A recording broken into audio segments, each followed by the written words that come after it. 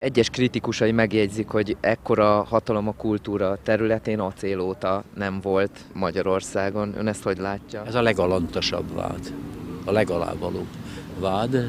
Az Acélgyörgyhöz való hasonlításom az kifejezetten majdnem perképes dolog, mert az egész életem avval folyt, hogy tudok kibújni ezzel a dologgal. Volt egy régi mondás, amelyik azt mondja, hogy a szocializmusban azt tud normálisan élni, aki a szocializmuson belül él, a szocializmuson kívül. Mi kell egyébként ahhoz, hogy az ember ennek az akadémiának a tagja legyen? Beérett, társadalmilag és művészileg elismert életművet kell hozni. A második egy átlagon fölüli közéleti érdeklődés, a harmadik pedig az egyértelmű nemzeti érzés.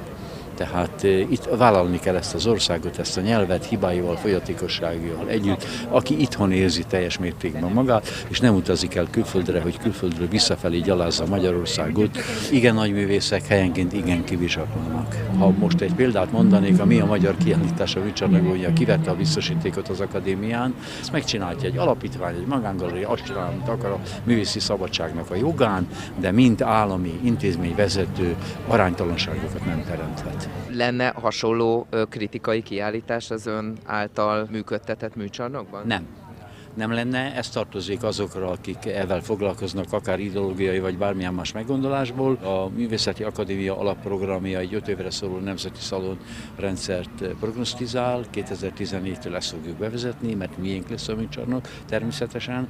Nem robbantani akarjuk a műcsarnokot, hanem visszaadni a magyar művészetnek. Valahol azt nyilatkozta, hogy akkor nyúlnának bele a programba, hogyha valamilyen különösen botrányos dologgal találkoznak. Igen, hát hogy ne forduljon elő, az még egyszer, ami már előfordult. A műcsarnok most lemondott igazgatónak már volt botrányos kiállítása, amilyen a református és katolikus egyház annak idején tiltakozott, ahol Jézus gyalázásokról volt szó. Ezt nem.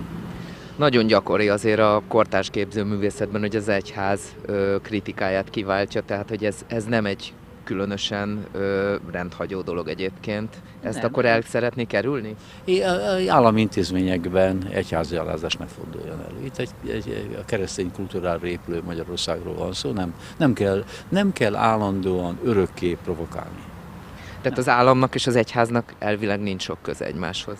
Hát kell, hogy közel legyen, mert én hitű református vagyok és presbiter, és úgy vagyok a Művészeti Akadémia elnöke, ezt tőlem nem veheti el senki. Modern demokráciának az a lényege, hogy ez a Erre a modern demokráciára én fütyülök, mert ez nem modern és nem demokrácia. Nem demokrácia, mert kisebbségi uralmat akar a többségi uralom fölé helyezni. Ez nem demokrácia, ez antidemokrácia. És ebben a fasizmus, a kommunizmus és ez a fajta liberalizmus, amit én úgy hívok, hogy liberalizmus, ez a magyar liberalizmus, ez a liberalizmus, én nem tudom figyelembe venni. Tehát például Gulyás Gábor jobboldal támogatását élvezte, őt nehéz liberalizmussal vádolni. Nem ismerem az előéletét, de liberális. Az ön frizurája meglehetősen ikonikus, és sokan emlegetik, hogy ön maga vágja, vagy van egy fodrásza évtizedek óta? Erről mit lehet tudni? Én 2 hónappal ezelőtt voltam 80 éves, és ez a frizura 79,5 éves, tehát csecsemőkorom óta mindig ilyen volt. Nem járok borbélyhoz, nem járok fodrászhoz, magam nyírom. Bár azt a tanácsot egyszer megfogadtam volna, hogy a fodrásznak a díját mindig betettem volna egy perselybe, mert akkor volna egy Mercedes autóm most már 79 év alatt, de nincs.